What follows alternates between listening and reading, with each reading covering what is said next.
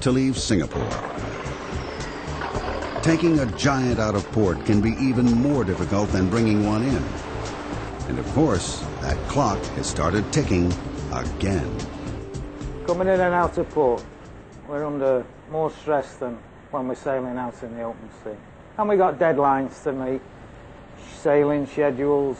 They want us there at a certain time, we can't get there. And it all adds to your level of stress. As with arrival, Captain Llewellyn shares command with Zamil Nair, the pilot. In these confined waters, the bow thrusters get a full-blown workout. Nair uses all his experience.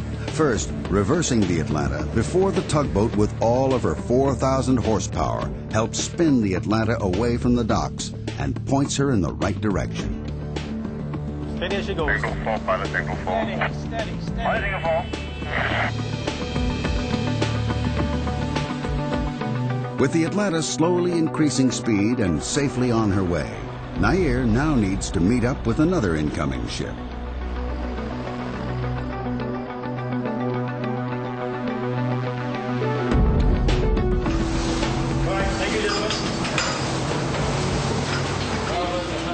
It's a transfer that involves a hair-raising climb, followed by a brave leap to the pilot boat, all at a speed of over 8 knots. One slip could be his last.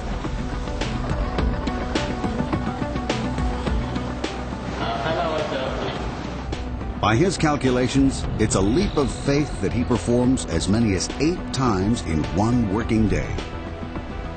Once the Atlanta is out in open waters, Captain Llewellyn resumes sole command of his megaship. It will take the Atlanta 2.5 days to sail to Hong Kong from Singapore, traveling a distance of over 1,460 nautical miles.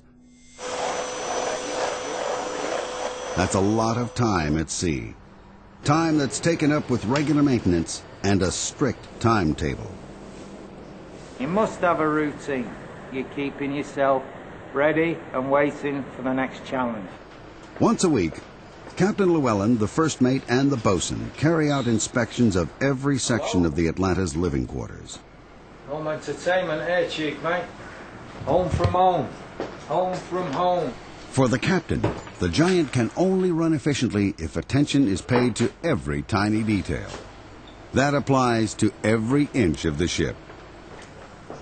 While the crew's quarters are checked, the crew themselves have their own inspections to carry out.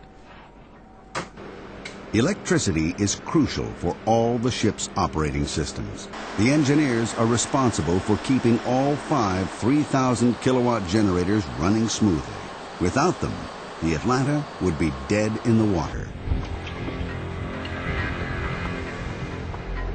The refrigerated containers also rely on electricity. The crew have to check the temperature of every single reefer twice a day. It's a full-time job to keep perishables like the Australian seafood in tip-top condition. And guess what? The Atlanta can carry over 700 of these refrigerated units. Although the Atlanta is surrounded by water, none of it, of course, is drinkable. Every drop of fresh water on board is made by turning seawater into drinking water. The ship's desalination plant can treat 30,000 liters a day, but it has to be cleaned regularly. Salt builds up on plates, which have to be stripped, cleaned, and put back into operation quickly.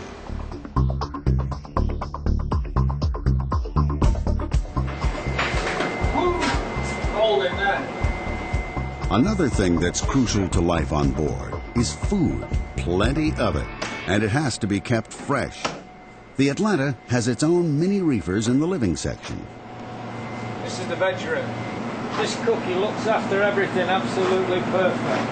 He's one of the best I've been with. He sets everything out, he rotates, he keeps his storerooms immaculate. A key member of the crew who's hardly seen and seldom heard, but is crucial for harmony on board, is the cook. He orders and prepares all the food and has to come up with a menu that'll keep all 22 men of varied cultural backgrounds happy. 22 meals 3 times a day, 7 days a week. And he does the washing up.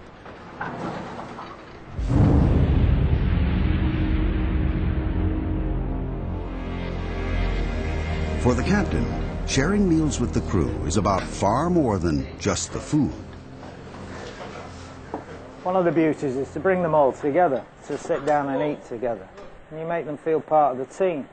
If you don't have a team, you can forget this life.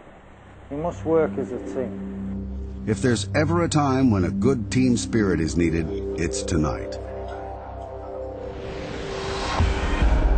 The ship is entering dangerous waters. The security level has been raised.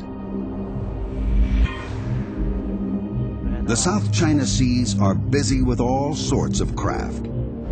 Many are small fishing boats, miles from shore.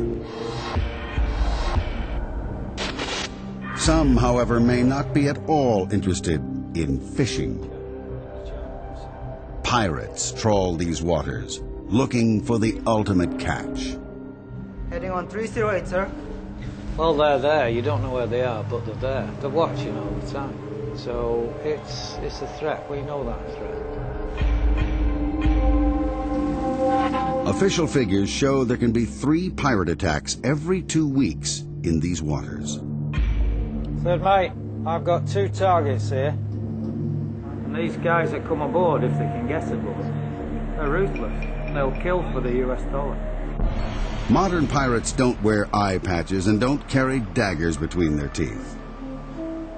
Today, they carry machine guns, AK-47s and M16s, and travel in high-powered speedboats. 252, 3 miles. We're a soft target. We're easy. We're not armed. We're just easy. They know that. Starboard 20. Starboard 20. Hello aft, hello aft. Bridge, number 1 mechanic reporting. Yeah, this is Bridget. We've got a target now. He's moving at 32 knots. He's coming down the port side. If you see anything, let me know. This is the captain. All crew members to your pirate stations. All crew members to your pirate stations. The crew have to be ready to defend their ship. The pirates have one of 2 aims: either to take the crew hostage, or more commonly, to steal any money or valuables that might be on board. The pirates' strategy: attack the ship's blind spot. They head for the aft deck. This is the lowest part of the ship and the most vulnerable. As I'm taking evasive action now, I'm going port 20. I'm going port 20. Midships, midship. If the captain can't outmaneuver the marauders, their only defense: high-pressured water cannon.